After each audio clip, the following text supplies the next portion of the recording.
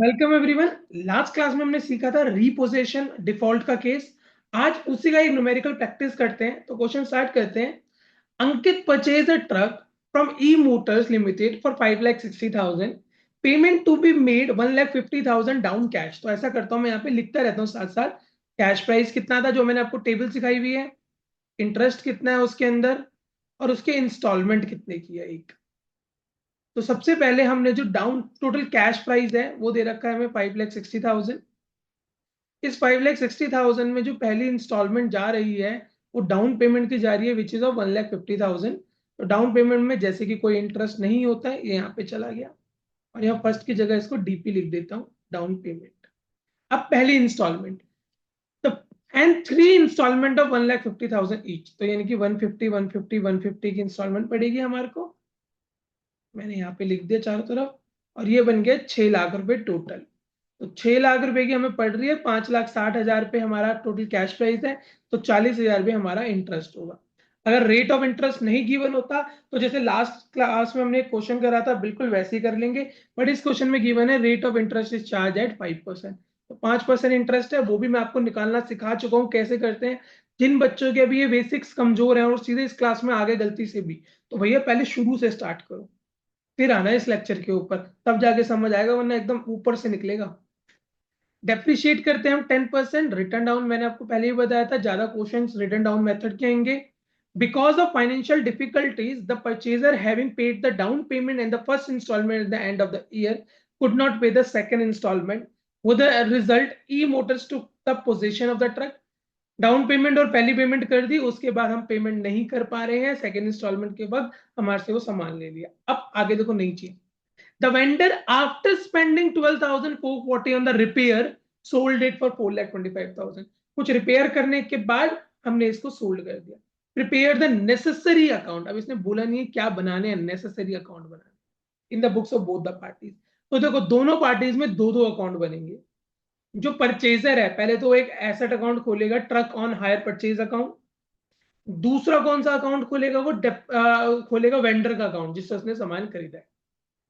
और जो सेलर है, ठीक है, वेंडर है, वो कौन सा अकाउंट खोलेगा, एक तो अंकित का अकाउंट खोल देगा वो, और दूसरा गुड्स रिपोजेस्ड अकाउंट खोलेगा बाद में। उसमें प्रॉफिट और लॉस निकलेगा कि उसने कितने का रिपोजेशन करा, उसके बाद रिपेयर का उसमें खर्चा करा, उसकी टोटल कॉस्ट कितनी पड़ गई इसके ऊपर, और कितने का बेच दिया, प्रॉफिट हुआ कि लॉस हुआ। क्योंकि जब भाई पुराना सामान आता है तो कभी कभी सस्ते में भी बिकता है, कभी कभी महंगे में भी बिकता है। तो दोनों केसेस हो सकते हैं। आइए क्वेश्चन स्टार्ट करते हैं। तो सबसे पहले मैं इंटरेस्ट निकालना शुरू करता हूं। ये देखो मेरी कैश प्राइस। इंटरेस्ट निकालना आपको मैंने बहुत अच्छे से सिखाया हुआ है। कैश प्राइस हमारे को क्वेश्चन में गिवन है 5,60,000। पहले इसमें से डाउन पेमेंट गई, डाउन पेमेंट गई 150 की। तो after the down payment the amount will be 4,10,000 जो हमें देना है। इसमें पूरे साल का इंटरेस्ट लगेगा। इंटरेस्ट जो आपने बताया था क्वेश्चन में 5% है, तो शायद इसका 20,500 आएगा, क्योंकि 10% 41,000 है, तो उसका आधा कर दो 40,500। इसमें ये अमाउंट जोड़ो तो 4,30,500 आता है। यहाँ पर हमारी पहली इंस्टॉलमेंट हो गई। वैसे तो अगर मैं इतना भी कर दूं ना तो भी मेरा काम चल जाएगा, क्यों, क्योंकि पहली इंस्टॉलमेंट के बाद तो खत्म ही हो रहा है क्वेश्चन। आगे तो इंटरेस्ट ना ड्यू होना है ना कुछ होना है। कर सकते हैं, पर मैं आपको पूरा करके दिखा देता हूँ, आप भी क्या याद रखोगे। 5 8 3 में से एक गए दो, 2,80,500। मैं फिर भी बहुत जल्दी जल्दी निकाल देता हूँ इंटरेस्ट, ठीक है, क्योंकि अब इसके आगे मुझे निकालने की वैसे जरूरत नहीं है एज सच, क्योंकि मैंने आपको भी बता दिया कि हमारा यहीं पे जब क्वेश्चन ही खत्म हो जाना है फर्स्ट इंस्टॉलमेंट पे, वो पे ही नहीं कर पा रहा, तो आगे जरूरत नहीं है। पर मैं फिर भी फास्ट फास्ट करके दिखा देता हूँ। 14,025, क्या इस क्वेश्चन में नहीं, आगे क्वेश्चन में हो जाए, तो हमें तो प्रैक्टिस करनी है ना। तो 5% आएगा इसका, फिर बनेगा 2,94,525। इसमें गई second instalment. Second instalment again 1,50,000 की गई। तो 1,50,000 अगर इसमें से मैं माइनस कर दूं तो ये आएगा अब आपका 1,44,525। फिर थर्ड इंस्टॉलमेंट का इंटरेस्ट, अब देखो 5% नहीं निकालना, थर्ड इंस्टॉलमेंट में डिफरेंस निकाला करो, क्योंकि 5% से थोड़ा सा इधर उधर होगा अमाउंट, तो ये डिफरेंस निकाल लो, वो आ जाएगा, ये मैं आपको बता चुका हूँ। और यहाँ पर मेरी थर्ड इंस्टॉलमेंट पे हो गई 150 and the loan has been settled. अगर नॉर्मल क्वेश्चन होता तो ऐसे क्वेश्चन होता, बट ये नॉर्मल नहीं है, यहाँ पर रीपोजेशन का केस है। आओ इसको करना स्टार्ट करते हैं। तो सबसे पहले मैं लेजर अकाउंट बनाता हूँ अपनी किताबों में, यहाँ पर हल्का हल्का लिख भी देता हूँ, जब मैंने इतनी बड़ी टेबल बनाई ली है तो तीनों का इंटरेस्ट डाइवर्सिफिकेशन कर देता हूँ। पहले का 20,500 है, अगले पे 14,025 है, और लास्ट पर 5,475 है। ये मैंने थोड़ा सा इंटरेस्ट को डाइवर्सिफाई कर दिया है। आओ सबसे पहले बनाते हैं अंकित की बुक्स के अंदर, ऊपर लिख देता हूँ इन द बुक्स ऑफ अंकित।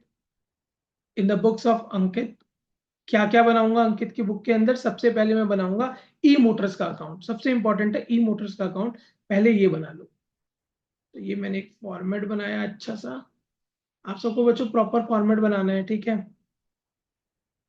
मेरे पे थोड़ी सी स्पेस की लिमिटेशन है, क्योंकि इस तरफ आपको क्वेश्चन भी दिखाना है और फिर क्वेश्चन को सॉल्व करके भी दिखाना है, तो थोड़ी सी स्पेस की लिमिटेशन हो जाती है, इसलिए मेरा थोड़ा छोटा अकाउंट बनता है, फॉर्मेट इधर उधर हो जाता है। आप पे कोई स्पेस की लिमिटेशन नहीं होगी, आपको प्रॉपर लेजर अकाउंट बनाना है, ठीक है?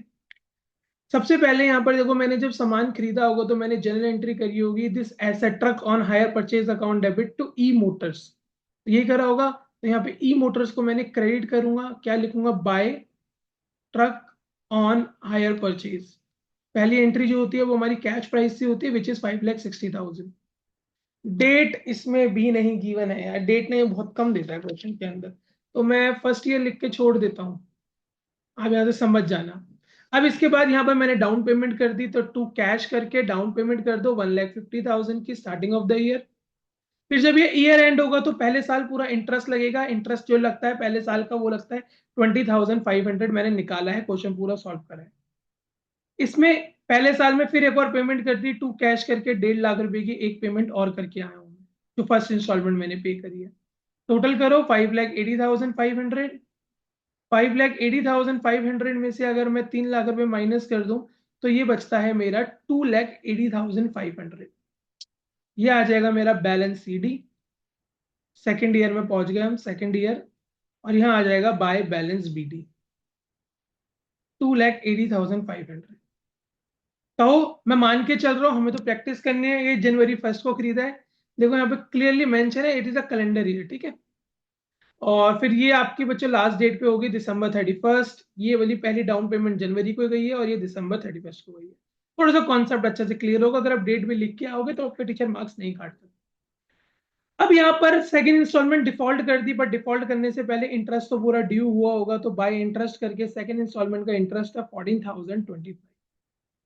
इसको क्लोज करो, मैं पेमेंट नहीं कर पाया तो वो मेरी एसेट लेके चला गया, तो जितना अमाउंट बनेगा ट्रक ऑन हायर परचेज के नाम से उसे कैंसिल कर, तो ये अमाउंट बनेगा कैलकुलेटर की मदद से, आओ बनाते हैं।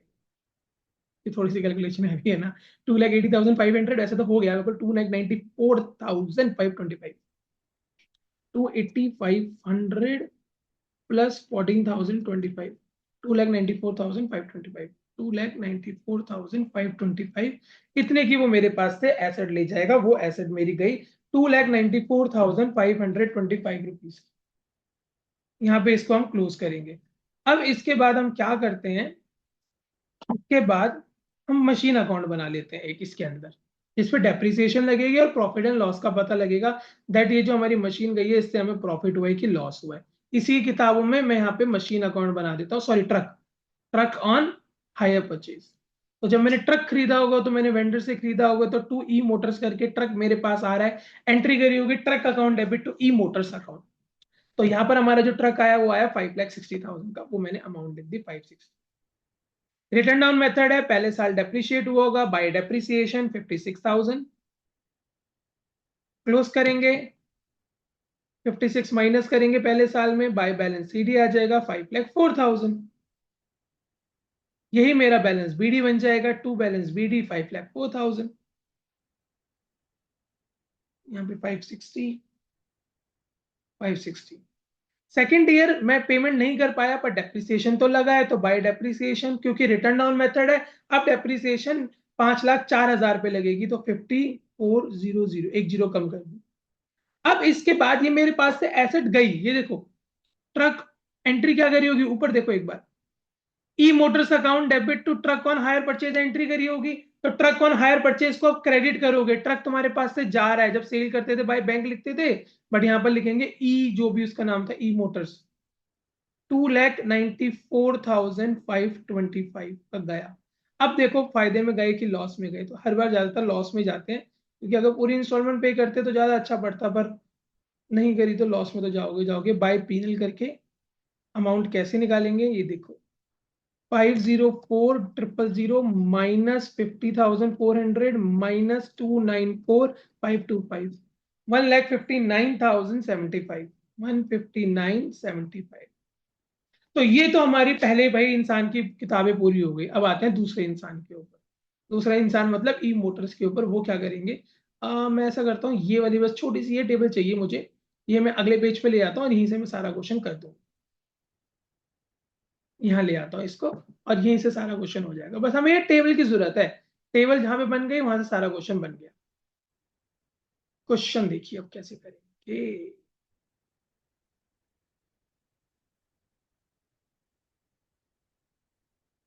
हम्म, हम्म। तो देखो यहाँ पर अब मैं ई मोटर्स की बुक्स के अंदर उसका अंकित का अकाउंट बनाता हूँ जिसने एसेट खरीदी थी। उसके लिए तो सेलर हो गया ना, सॉरी सेलर की बुक्स के अंदर बायर का नाम बनेगा। तो यहाँ पर मैं अंकित अकाउंट बना रहा हूँ in the books of E Motors. तो अंकित मेरे लिए डेटर बन गया, पहले एंट्री करी होगी Ankit account debit to hire purchase sale. यही करी होगी आपने, कितने की, 5,60,000 की। जस्ट उसका उल्टा है, हमने जब ई मोटर्स को भी अभी पहली किताब में बनाया था वहां पे देखो यहाँ पे क्रेडिट करा था, वही वाली। बस अब ये सारी चीजें जो है ना वो डेबिट में चली जाएगी उसके खाते में, उल्टा होता है बिल्कुल। Debit the receiver, credit the giver. बिल्कुल, एक के रिसीवर है दूसरे के लिए गिवर है, एक के लिए इनकम है दूसरे के लिए खर्चा है, बस और कोई फर्क नहीं पड़ेगा। यहाँ पर इसको डाउन पेमेंट मिल गई तो ये अपने डेटरशिप कम कर देगा। बाय कैश करा है तो कैश कर दो, बैंक करा है तो बैंक कर दो। मैंने शायद उधर कैश ही करा था ना, देख लेता हूँ मैं क्या कर रहा था, कैश कर रहा था तो मैं कैश ही करूँ। फिर इसके बाद इंटरेस्ट ड्यू है पूरे साल का, टू इंटरेस्ट करके 20,500, बाय कैश करके इसको यहाँ पर इंटरेस्ट के साथ इंस्टॉलमेंट मिल गई 1.5 लाख। इसका टोटल करा था हमने 5,80,500। 5,80,500 में से आपको 3 लाख मिल गए, 2,80,500 बच गया। ये आ गया by balance CD, first year का एंड हुआ। फिर ये बैलेंस बीडी हमारा यहाँ पर बन जाएगा to balance BD, 2,80,500 on second year. Second year interest तो ड्यू होगा बच्चों, interest on hire purchase 14,025, but we are unable to pay that amount. तो इसका जो टोटल बना 2,94,525, ये मैं अब कैंसिल किस अकाउंट से करूंगा, goods repossessed account, goods repossessed account के नाम से करूंगा। 2,94,525 रुपीज। ये बात मैं अज्यूम करता हूं आप सबको समझ आई होगी। बिल्कुल देखो सेम उल्टा है, यहां मैंने डेबिट में लिखा हुआ है और वहां मैंने सब कुछ क्रेडिट में लिखा हुआ है, बस यही फर्क है। अब इसके अंदर एक और अकाउंट बनेगा, ये गुड्स अकाउंट, जो इसके गुड्स ऑन रिप्रोसेस्ड वापिस आए हैं ना, एक इसका लेजर अकाउंट भी बनेगा, छोटा सा ही बनता है, 1 साल का ही बनता है, क्योंकि इस साल में जो बुक्स आए आपकी, ये गुड्स आए हैं, वो वाला अकाउंट बन जाएगा, गुड्स रिपोजेस्ड अकाउंट। तो यहाँ पे सेकंड ईयर की बात चल रही थी तो मैं सेकंड ईयर ही लिख देता हूँ। वैसे तो लास्ट डेट होगी December 31, मेरे पास गुड्स आए हैं वापस तो डेबिट करूंगा। देखो ना एंट्री अगर यहाँ से बनाऊं लेजर अकाउंट से तो हमने करी होगी entry, goods repossessed account debit to Ankit. तो गुड्स रिपोजेस्ड अकाउंट में क्या लिख दूंगा, टू अंकित। कितना, 2,94,525। आप कभी कभार ऐसा भी कर सकते हो बच्चों कि ना साथ साथ जो क्वेश्चन है ना उसका स्क्रीनशॉट ले लो या उसका फोटो क्लिक कर लो फोन में। तो क्वेश्चन कहीं दिक्कत हो, आपको ये चीज नहीं समझ आए तो मैं क्वेश्चन पे बार बार नहीं जा पाता, तो वहां से चेक कर लो। अब देखो इसके अंदर लाइन पढ़ते हैं ये वाली, that the vendor after spending 12,440 on repair sold it for 425। तो अब 12,440 रुपए उस पर खर्चा करें, 12,440 रुपए। तो देखो यहाँ पे डेबिट में लिखेंगे उसकी कीमतें बढ़ेंगी, तो टू रिपेयर कर दो या टू बैंक अकाउंट कर दो और यहाँ पे रिपेयर लिख दो। अब एंट्री ऐसे भी कर सकते हो, repair account debit to bank and then goods repossessed account debit to repair, वो भी ठीक है। वरना सीधा कर दो goods repossessed account debit to bank, bracket में लिख देंगे रिपेयर। मतलब पहले कर दो repair account debit to cash, payment हो गई। और ये रिपेयर किसके अगेंस्ट हुई है, गुड्स रिपोजेस्ड के हुई है, तो इसके लिए goods repossessed account debit to repair ऐसे भी कर सकते हो। रिपेयर रिपेयर आपस में कैंसिल हो जाता है, तो इसलिए डायरेक्ट एंट्री भी कर सकते हो, goods repossessed account debit to cash या बैंक। मैंने कैश करा है सारे क्वेश्चन में, तो मैं कैश ही करूँ। अमाउंट था 12,440 एंड इसको सोल्ड कर दिया, तो बाय बैंक करके सेल कर दो। बैंक फिर लिख रहा हूं मैं, कैश करके सेल, क्योंकि मैं पूरा क्वेश्चन कैश से चला रहा हूँ। तो बच्चों एक ही रूट फॉलो करो कि हम सारी ट्रांजेक्शन कैश में कर रहे हैं। तो बाय कैश अकाउंट करके देखो एक बार कितने का बेचा, एक बार दोबारा जाता हूँ जल्दी से। 425 का बेचा। अब देख लो घाटे में गए कि फायदे में गए।